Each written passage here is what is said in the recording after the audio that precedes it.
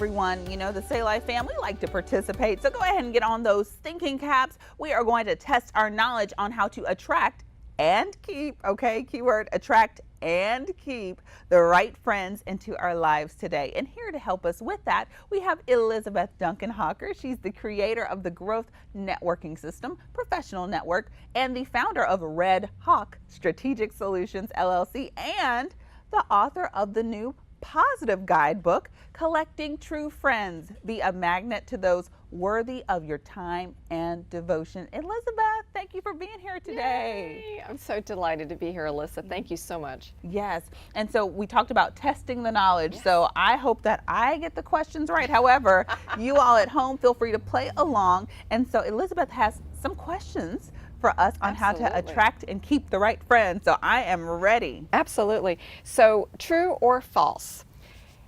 Does having great friends in your life help you live longer? Well, earlier today we talked about unforgiveness and how that can shorten our time here. So I would say true. Perfect.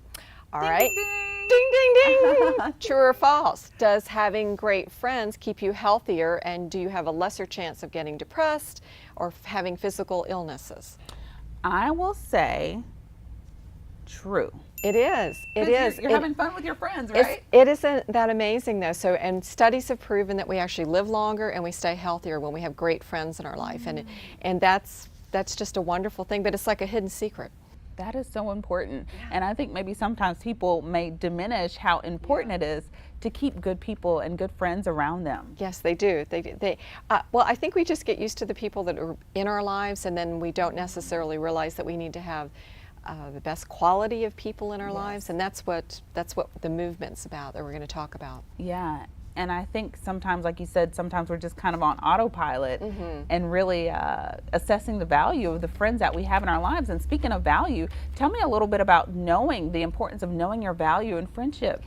Well, the subtitle to the book that we did, Alyssa, with it, which is Be a Magnet to Those Worthy of Your Time and Devotion, is all about value, because we need to know that we are worthy of having the right people in our lives, and then in turn we're going to make their lives better. Because when we think that it's all right just to have certain people in our life because we've always known them, and you know what I'm talking about. Yeah. We've worked with them forever, we've been in church with them forever, they're our neighbors, that we've grown up with them, for example, but we don't realize that there's a cost associated with it if they're not the people that when we leave them and spending time with them that we just feel amazing. And if we're not feeling amazing about being around people, or they're not uplifting us, then that's not the value. Yeah. So it's just like when you have a wonderful outfit and you put it on and it makes you just feel great, or you spend time in a place or destination, you go, wow, I feel better here. That's value.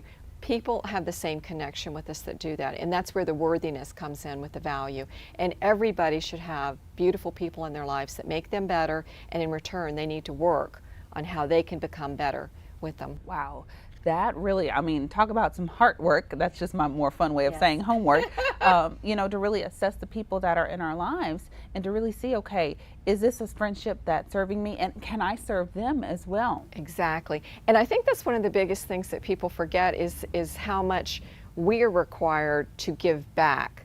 So to be worthy of people, and that's why we started the whole term of the collecting true friends, and I know that was one of the things you wanted me to mention. Yes, why collecting? Yeah, why collecting true friends? Leaves, right. Stamps. Right. Seashells. Yeah, we have all sorts of collections in our house, right? But if we look at it as in a different motion of that we actually take an action in what we're doing as all these strangers that we meet that then become acquaintances and then might become a friend, but we need to look at people differently, and we need to say, okay, is this a potential friend? And once we know back to if we're worthy and we know what our value is that we bring, and we know what the value is we're looking for in people, those are qualities. And if we know what our qualities are that we're looking for, then we can attract that. So it's actually a verb. It's that collecting true friends becomes an action. It becomes a mindset. And I'm playfully calling it's a movement. So I'm on a movement right now to help everyone figure out how they can find true friends in their life. Nobody should be lonely. It is fixable. If people haven't had great friends in their life, that's fixable. We can totally work on that. How encouraging is that? And it I is. especially know it's, in this age where so many people have experienced some isolation and some difficulties. I think this is such a welcome message for all of us. Thank you. And so I know we have, so far I have 2 out of 3, Yes, so I'm doing pretty good you're right doing now. pretty How are good. you doing at home? Let's see. You're doing really What about well. the third question? So let's talk about in a workplace, for example. If you, true or false, if you have a coworker or a close friend at work, are you going to be more productive? True or false? Would you be more productive, true or not? Would it not matter? Whew. So my first thought was to say true, you'd be more productive. However, I know some friends that I have, and when you put us together, we may kind of get a little off track just a little bit. So I'll say both. Oh, you know what? I would agree with both, but the statistics show that we're 7% more likely to be productive. So that's a huge thing for employers to start recognizing that if people make relationships and have close friendships at work, they can actually boost productivity. Okay. And that's a great thing for employers to be aware of with friendships. Yes. Yep. And then would you like me to ask another question? Yes. So before we wrap up, let's see how I do on this very last question. Okay. So this one really surprised me.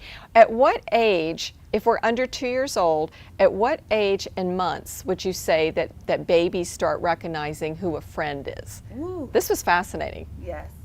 Let's say Like maybe 3 months, 6 months, 9 months, 18 months, 24 months. Let's say 3 months. You know what? That you would have thought so too. It's actually 9 months. Oh. So at 9 months old, you were very close. At 9 months old, a baby can start recognizing that this is a friend. And that's a beautiful thing, because we need to all go back to that and go, if I was 9 months old and I could tell a friend, and what we're talking about today is true friends, imagine we need to bring that same gentle kindness into our soul that says, okay, what are the things that made me as a baby know who my friends were? That's beautiful, and really just that innocence that Yes, this I love child it. comes into the world, and so we need to see everybody else in that way, in that light, and say, hey, you know what? I think let's be friends. Yes, yes.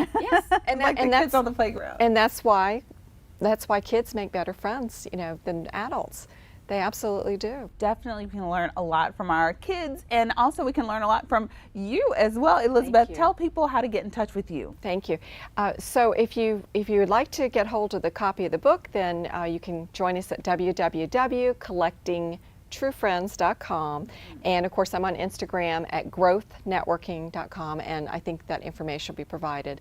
But we'd love to reach you, because I love to make more friends. So please reach out. Awesome. And I know we Thank have you. this yellow Yes, rose here and- that means and friendship. This is for you. Yellow roses mean friendship, and I want you to know that we are friends. And I thank you. received that. Thank you so much, Thank you. Elizabeth. Thank you for having me today. Absolutely.